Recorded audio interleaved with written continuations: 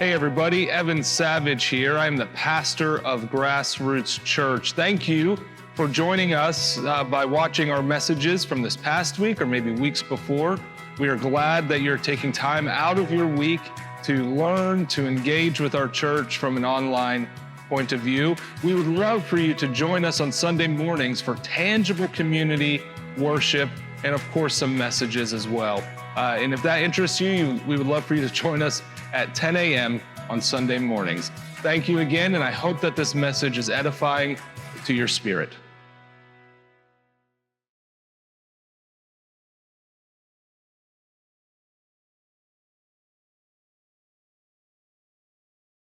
So we are continuing our series on the Gospel according to Mark, and we're in Mark chapter 6. So if you have a Bible, you can go ahead and get Mark chapter 6 open. But a few years ago, actually 5 years ago, in 2020, the year of COVID, we decided to take a family vacation, of which we've done every year, to Maine, where my brother lives, Portland, Maine.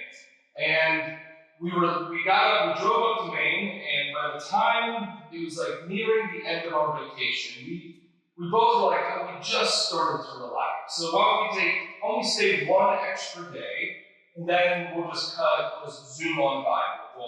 We'll make it really quick back to Rockford. Not that I had to get back, because everything was whatever, but our first Sunday gathering back in person was that Sunday, so I had to make sure that I was back for Sunday, or else I would have been awkward for the 20 people who showed up on that Sunday. But it was, so we decided to stay in Maine one extra day, and we didn't look at the weather at all. Because, who does? Well, now I do, but then I did not look at the weather. And I didn't realize that there was a hurricane, you guys might remember this, there was a hurricane coming up the eastern seaboard, the east coast of the United States. And growing up in the Northeast, that would happen from time to time, but it was basically just like a bad rainstorm for a day or two. And so I was like, I think we're going to be okay. But then they said, well, it's actually gaining strength. And I said, this might be. So then we started to look at the map and look at the radars, trying to time out when do we leave, because we could either go above it or below this hurricane. So we made the time to leave, and we ended up driving right through the middle of this hurricane on the way back. And we got to some point in Connecticut, somewhere south of Hartford, and our phones start just screaming at us, tornado warning, tornado warning, tornado warning. And again, growing up in the Northeast, we would have tornadoes, but not that bad. And so it was like, just a heavy wind. And it wasn't 3 seconds later, we were on the highway, barreling down at like 80 miles an hour, that this gush of wind came across the highway, and our car just literally stopped. I was pushing on the gas, and it was just like, nope, not happening. So we pulled off, and I was like, I think we just hit a tornado. I think that's what just happened. I think whatever happened, we just ran right into this tornado.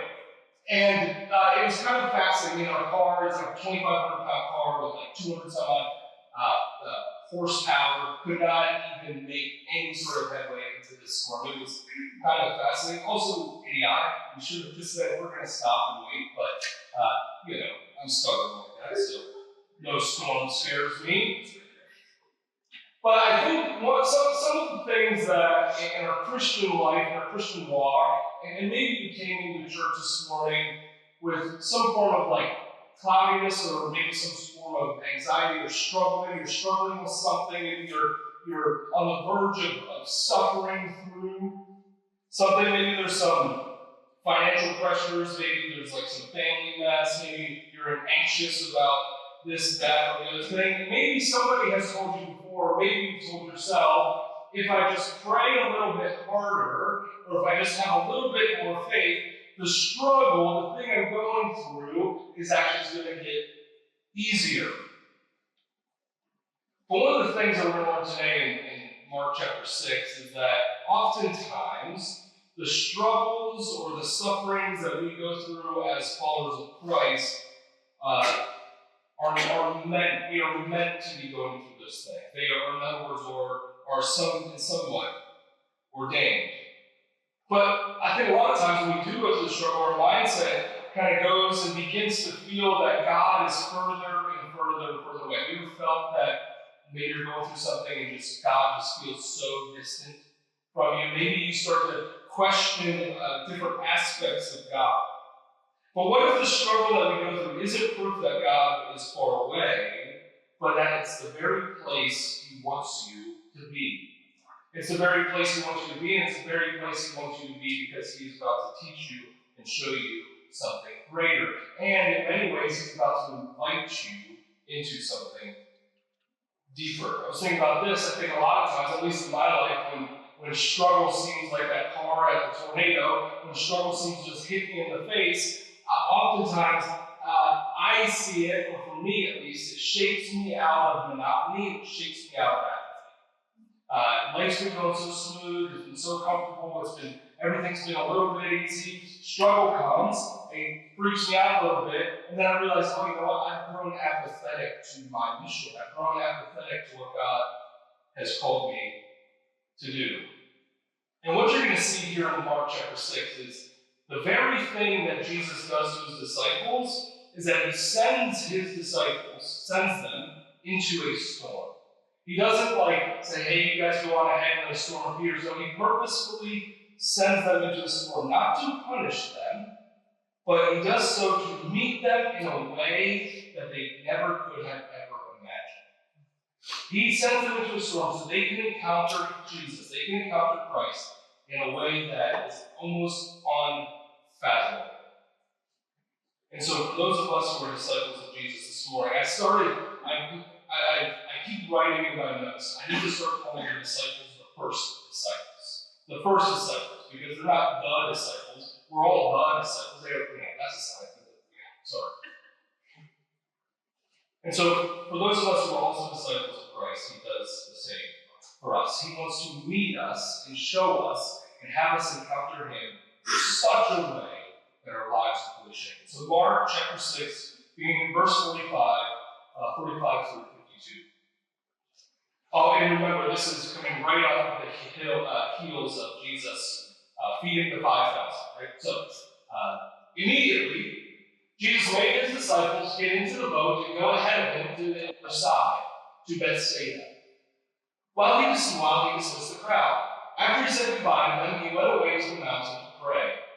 Well into the night, the boat was in the middle of the sea, and He was alone on the land.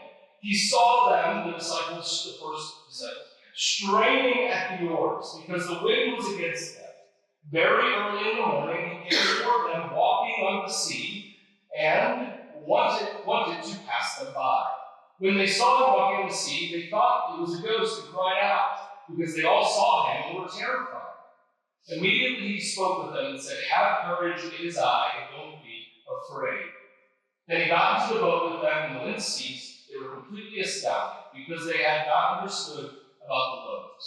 Instead, their hearts were hardened. There is a lot in those 7 verses. And I know I will touch on the Matthew version of this here in a second, but for now, we're going to focus on what Mark is trying to teach us. There is a ton of stuff within this story, the least of which is the fact that Jesus was walking on the water, to be certain, in many ways.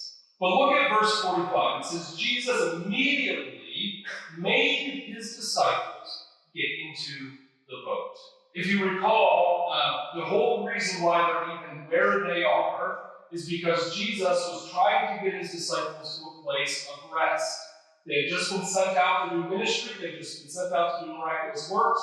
They came back to Jesus. They didn't get any time off. So they get into the boat. They go to this place just so they can find some rest. Because from this point on, there's no time for rest. From this point on, the only thing in the future is the cross. So they're about to go on this crazy journey. And so they remember these people. He feeds the 5,000. And then now Jesus says, you know what, guys? You guys go on ahead. I will dismiss the crowd. You guys get into the boat, and I'll meet you there.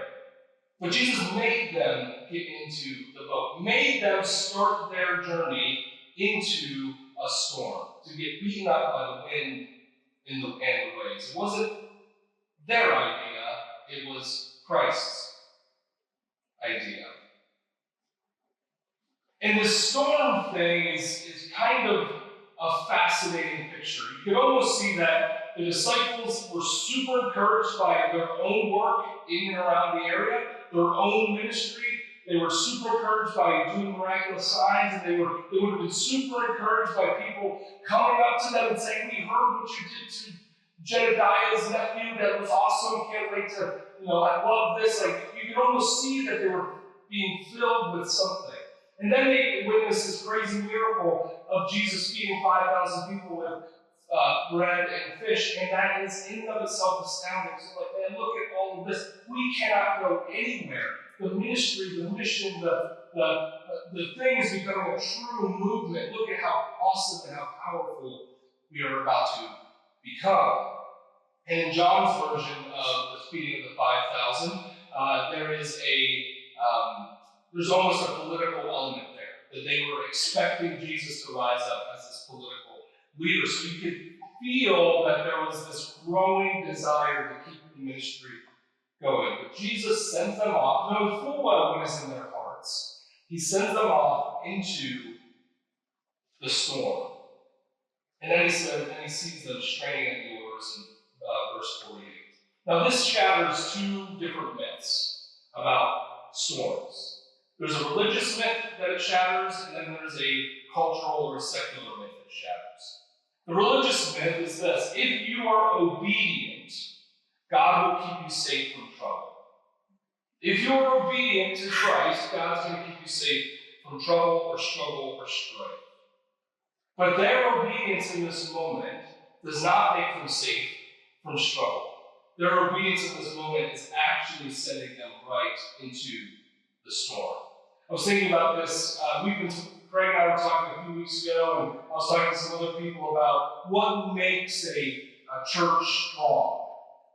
It's not the size of the church, the number of butts in the seat. What makes a church actually, it's not how charismatic the person talking is. What makes a church strong is the relationships in the community that is being formed.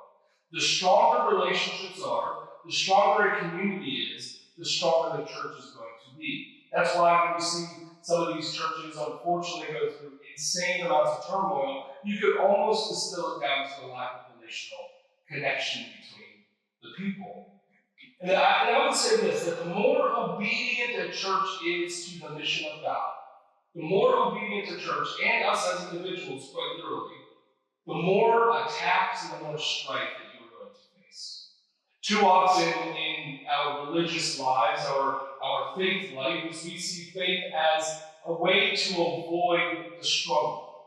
We see faith as a way to make us a little bit more comfortable. Maybe there's some anxiety about death, so we come to faith because it's like, well, the Bible says I'm going to go to heaven if I have faith. That's a lot easier to live my life now that I have this magical ticket at the end of my life. But the more obedient we are, the more the struggles truly happen. I would also argue in your life, if you live in any situation, if you live to avoid struggle, confrontation, if you live to avoid being uncomfortable or avoid discomfort, then I would charge you this morning that I would say, ask yourself if you are truly being obedient to the way of Jesus.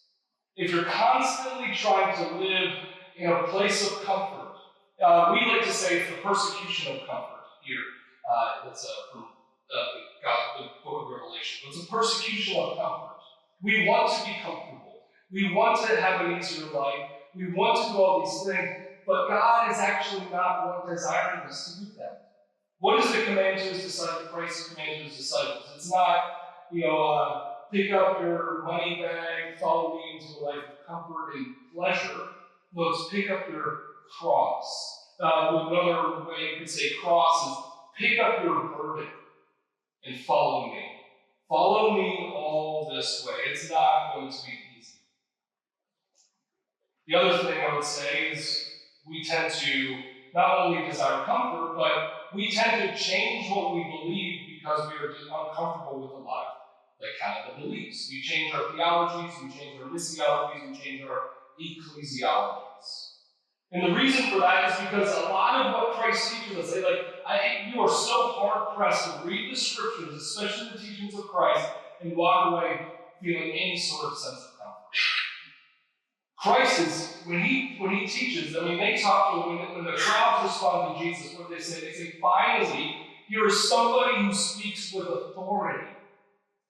In other words, here's somebody who is speaking in such a convicting way that is actually causing me to transform my life, or to have my life transformed. So we don't want to change our theologies, and we don't want to strive to be comfort and easy. We want to actually embrace the storm that Christ is sending us into. That's the first myth. Obedience does not mean God will keep you from struggle or trouble. The secular myth is this: that storms are somehow proof that God either doesn't exist or is cold and remote.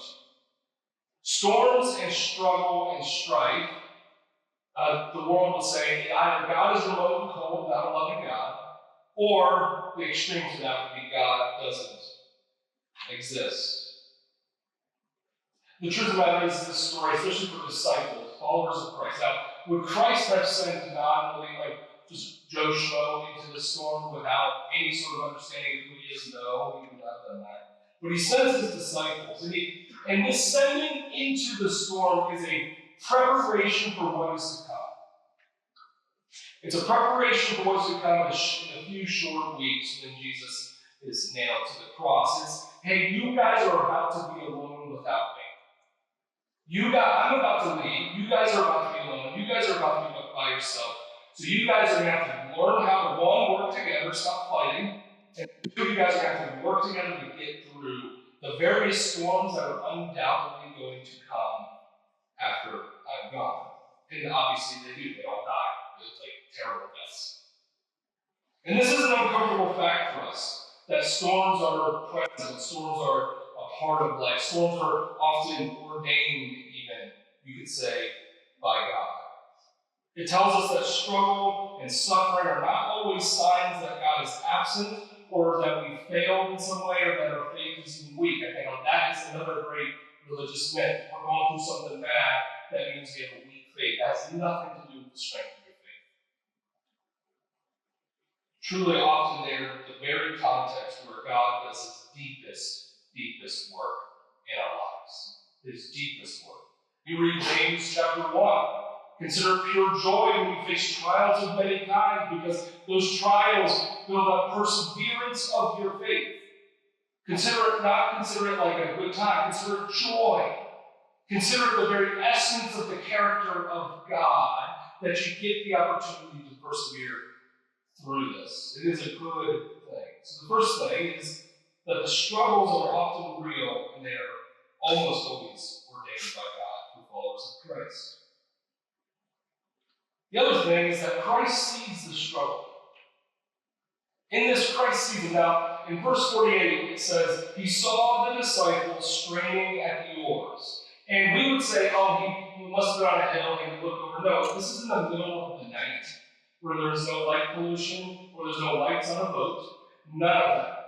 So Mark is being a little bit spiritual here. This whole story is deeply spiritual. Mark is being a little bit spiritual here. Now that Christ knows what they are going through. He sees what they're going through.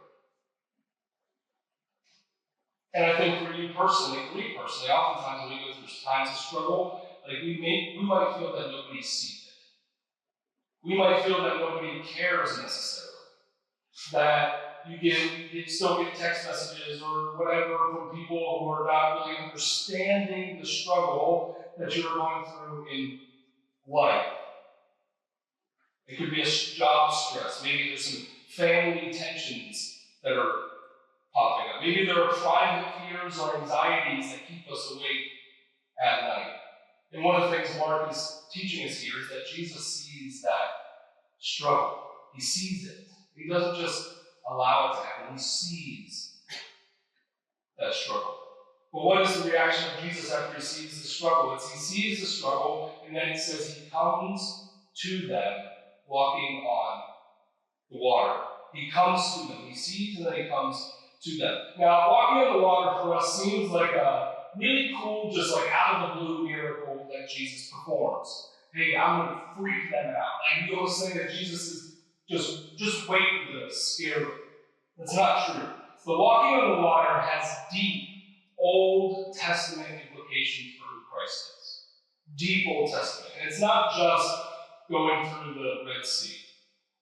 You hear this attribute of God, whether it's God trudging on the water, God making his footsteps on the water, God passing through the water, God passing over the water. And in passages like Job chapter 9, Job chapter 38, Psalm 77, which we read this morning during prayer time, Isaiah 43, they all speak to God moving and treading and trampling, actually is the word, on the water.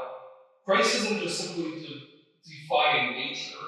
He's showing mastery over everything that threatens to undo us.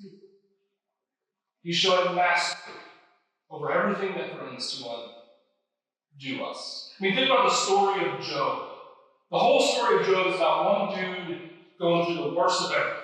Loses his whole family, loses his business, loses kind of his friends because his friends are idiots. He loses his servants, he loses his health, and his whole thing is not, oh, I'm going through this struggle. And it doesn't mean he doesn't question God.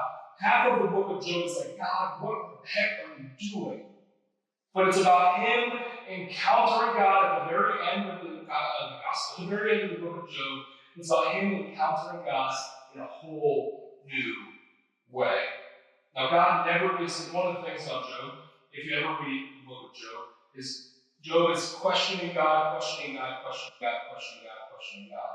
Eventually, you can almost hear God get mad and say, "Who are you to question me?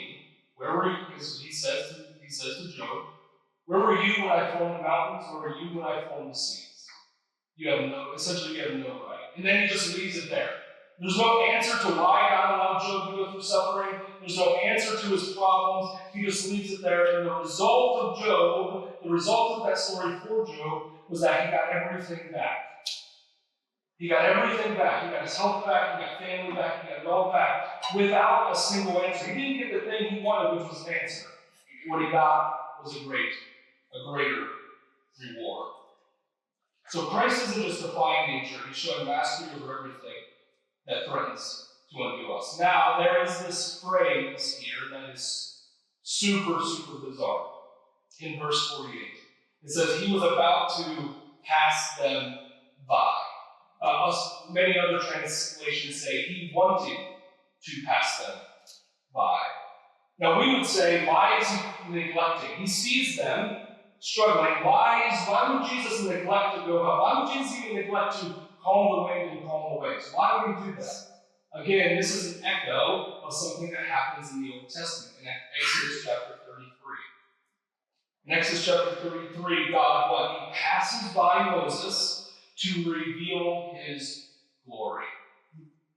So wanting to pass them by is essentially Mark saying, hey, we're getting to the end of the story here. He is going to pass them by, and his glory will be revealed. But not at this time. Jesus was halted from revealing his glory at this time. You see, in the storm, Jesus is not just a helper. I said a few weeks ago, maybe a month or so ago, is I don't want a Christ who is just a safety blanket Jesus. I want a Christ who is transforming me from the inside out. I want a Christ that is changing how I see the world, changing how I interact with people. I want a transformation Christ, not a safety blanket Christ. So he's not just a helper. He's actually truly revealing in himself, he's revealing that he is God himself present with his people in their struggle. That is what he is revealing here. See, we've allowed in our modern, American view of God, Western view of God, very elementary view of God, to cause us to think that when anything bad happens, when anything gets hard, it causes us, instead of leaning in more into our faith, it actually causes us, and primarily in the West, to take steps backwards from our faith. I mean, all you gotta do is spend a little bit of time in the Psalms and read about what David, specifically, the Psalms of David, and what David is speaking to God or singing or writing to God. Like 50% of them, I think, are all about him saying, God, why? What did I do to you? Why are you doing this to me? Why did you cause us to lose this battle? Why did you cause me to lose my son? Why did you cause this to happen and this to happen? But the beauty about David is he always comes back and glorifies God, regardless of his struggle and his issue. In every psalm that he just goes at God in all sorts of anger, which proves that that's okay. It proves that God can handle our nonsense, right? I mean, he's God. I would hope he can handle our nonsense. And that we should, in times of struggle, go to God, because that is what God is trying to get us to do. Lean further into me, not away from me.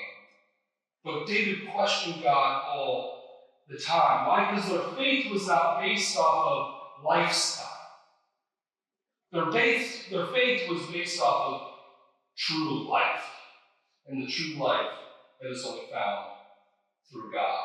Too often, I think we are so concerned with maintaining lifestyle that we totally neglect what God is actually doing in our lives. We totally neglect where God is actually calling us to go. We just want to maintain where we are for all time. Now, the other version of this story is found in Matthew, and I would be remiss if I did not mention it. Because I don't know, there are reasons why Mark didn't include this in here. They're not that important.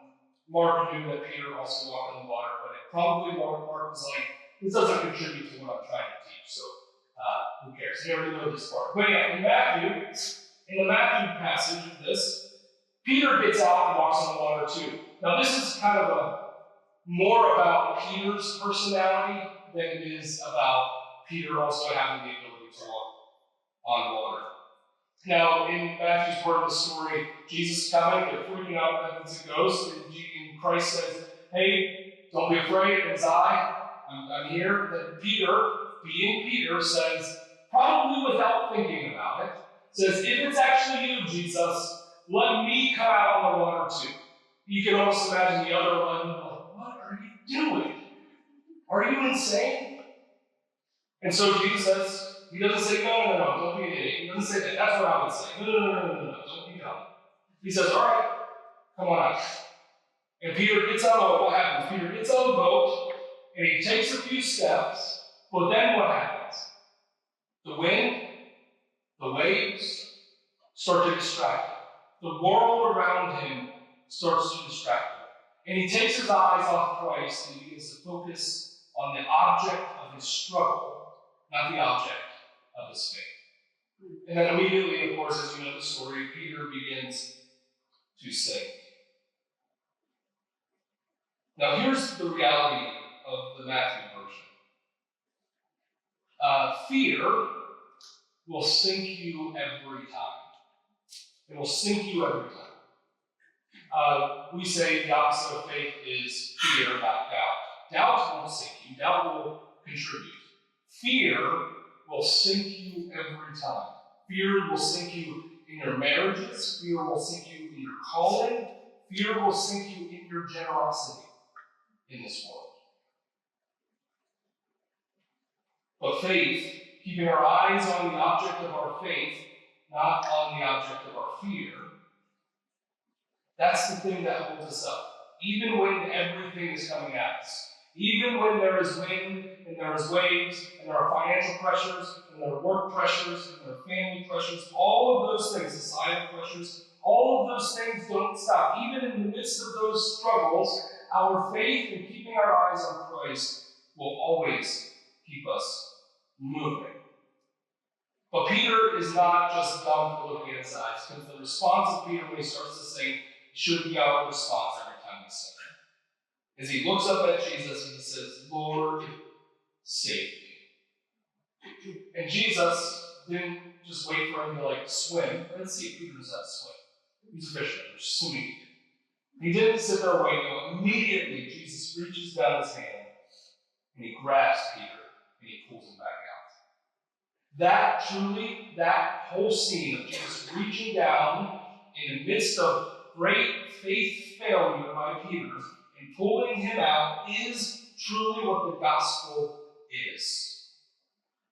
It's not Jesus waiting to see if Peter could swim. It's not Jesus giving him a motivational speech like, Peter, your faith should have been stronger. He's not sitting there doing that. No. It's that Jesus saves drowning people who know they're drowning.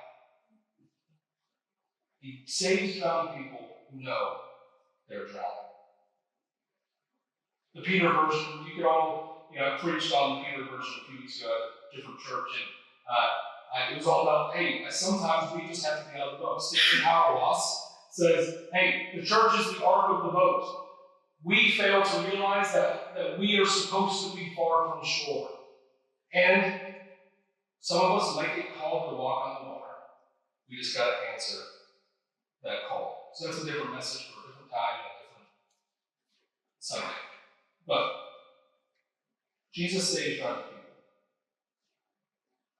So we have that struggles are real and they're often remain, especially for followers of Christ.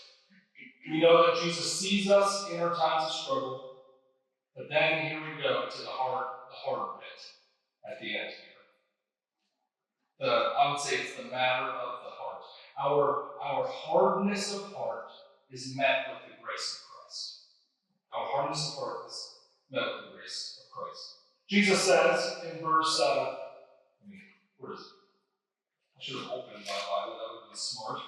In verse 50, he says, because they saw him and were terrified, immediately he spoke with them and said, have courage, it is I, do not be afraid. That phrase, it is I, in Greek is ego eimi, or I am. In the earliest manuscripts, English manuscripts, it would have said, actually said, have courage, I am, do not be afraid. For us, that is confusing because of how our language works. So, years and years and years ago, they changed it to it is I, but it's actually not supposed to be one phrase. It is supposed to be actually three distinct things about what Christ is. And it is a direct personification of Deuteronomy chapter 31, verse 6. We know this, probably. You might not know the reference, but we know this verse that God says to the Israelites. Be strong and courageous. Do not be afraid or terrified because of them, for the Lord your God goes with you, and he will never leave you nor forsake you. That is what Christ is declaring to his disciples here. Be strong and courageous. Why are you so fearful? You know that I'm going with you, and I will be with you.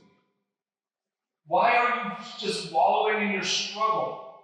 Why are you just sitting there just rowing a boat? I imagine these guys all rowing on one side of the boat. And Jesus is like, okay, guys, they're not doing it properly, right? I imagine that all of those things are just purposefully wallowing in their struggle, and they're not listening, and they're not focusing on the true thing that matters, and that is the way of Jesus.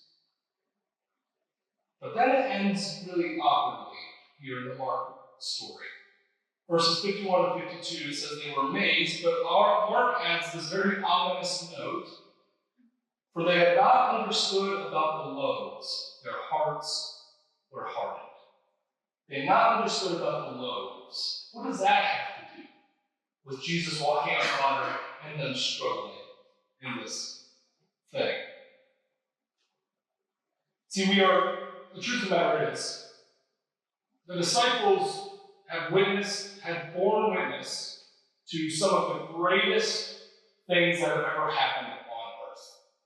People being healed from lame things, sick people being healed, people being raised from the dead.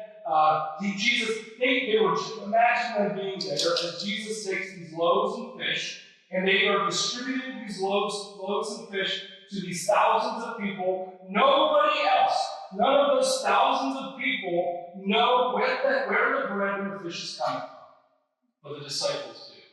And you can imagine saying, oh my, it's still, look at what Jesus is doing. It's not like, there's 10,000-ish people out there. They're not paying attention to where the fish and the loaves are coming. They just know that it is coming to them. And you can almost see the amazement or hear or feel the amazement. Put yourself in those shoes, like, oh my gosh, not only can this guy heal people, but he's now multiplying bread, multiplying fish. This is incredible. In this moment of great teaching, in this moment of great fellowship, because that's really the feeding of the 5,000 is a fellowship story, this moment of great fellowship was immediately met with fear. The joy that comes from that awesome miracle is met with the terror of a period of trial.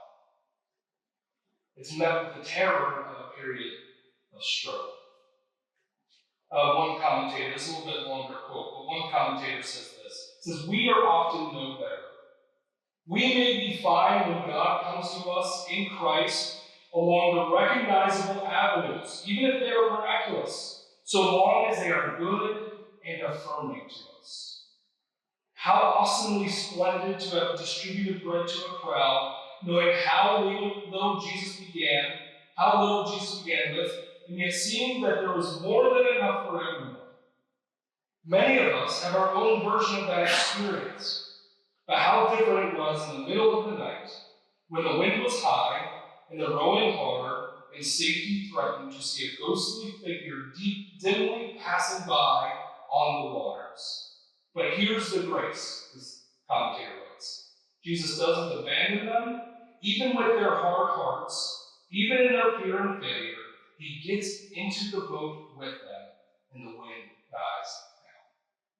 He joins them in their struggle. It is not just like when Jesus in the Gospel of John chapter 2, when Jesus turns water into wine, he argues it with Mary, his mother, saying, this is not my time yet. My glory is not to be revealed yet. Here, Jesus, he wants to reveal his glory here. And he will in a chapter from now. He wants to reveal his glory, but he recognizes that in many ways his disciples aren't ready to handle his glory. The Christian message is not, if you have enough faith, Jesus will calm your storms. No, the message is, even when your faith is weak, even when your heart is hard, Jesus gets into your boat with you. He brings his presence, his peace, not because we've earned it in anything that we've done, but because even in our lack of commitment to Christ, Christ is still committed to us. I tell people all the time that God is God, regardless of what we think about him. Christ is faithful to us, regardless of how little or how less often we are faithful to him. The truth is, every person here, myself, everybody here, is either headed into a storm, you're in the middle of a storm, or maybe you're just coming out of a storm. Everybody. That's kind of like the very pessimistic way of life. That's kind of like the cycle. And I think your instinct, like mine, say if I row harder, if I believe stronger, if I pray a little bit more, if I read my Bible a little bit more, if I go to church more often, whatever it is that I will get through this. But Mark 6 calls us not to look at our strength and ability to get through something. In other words, not look at our oars or something, but at the one who walks on the waves, who tramples on the waves, the one who sees, the one who comes, and the one who gets in the boat with you. And again, the ultimate passing by us to reveal his glory was Jesus passing by us on the way to the cross. That is where Jesus' true glory is revealed, on the cross. And it's not a glory that is one of strength and power. Jesus' glory is sacrificing his strength and sacrificing his power.